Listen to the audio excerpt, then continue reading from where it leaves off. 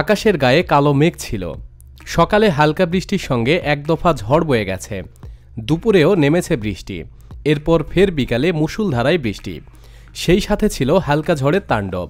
এতে রাজধানীসহ দেশের বেশ কিছু এলাকায় জলাবদ্ধতা সৃষ্টি হয়। সোমবার আবহাওয়া অধিদপ্তরের বৃষ্টি পরিমাপক কেন্দ্রের তথ্য অনুযায়ী সকাল ৬টা থেকে সন্ধ্যা পর্যন্ত ঢাকায় ৫১ মিলিমিটার বৃষ্টিপাত হয়েছে। বিকেল পর্যন্ত সীতাকুণ্ডে সর্বোচ্চ ৭০ মিলিমিটার বৃষ্টি হয়েছে। আবহাওয়া অধিদপ্তর সূত্রে জানা গেছে, এপ্রিল থেকে মে মাস পর্যন্ত ৬টি নিম্নচাপ, যার মধ্যে ২টি তীব্র ঘূর্ণিঝড় রূপ নিতে পারে। একই সময় সমান্তরাল ধারায় শিলাবৃষ্টি, কালবৈশাখী ও বজ্রঝড় আঘাত হানতে পারে।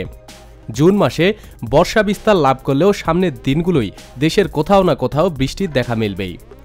আবহাওয়ার পূর্বাভাসে বলা হয়, পাবনা, টাঙ্গাইল, ঢাকা, ফরিদপুর, মাদারীপুর, কুমিল্লা এবং নোয়াখালী অঞ্চলের ওপর দিয়ে পশ্চিম বা উত্তর পশ্চিম দিক থেকে ঘন্টায় ৬০ থেকে ৮০ কিলোমিটার বেগে অস্থায়ীভাবে ঝোড়ো হাওয়া বয়ে যেতে পারে। সেই সঙ্গে বৃষ্টি বা বজ্রবৃষ্টি হতে পারে। এসব এলাকার নদীবন্দরগুলোকে ২ নম্বর নৌ হুঁশিয়ারি সংকেত দেখাতে বলা হয়েছে।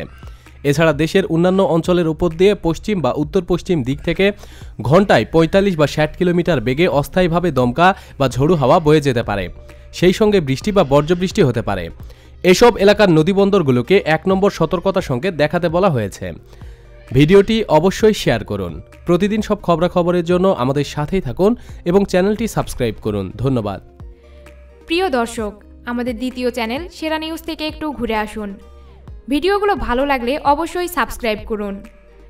চ্যানেলটির লিংক ভিডিও ডিসক্রিপশানে দিয়ে দেওয়া হয়েছে। ধন্যবাদ।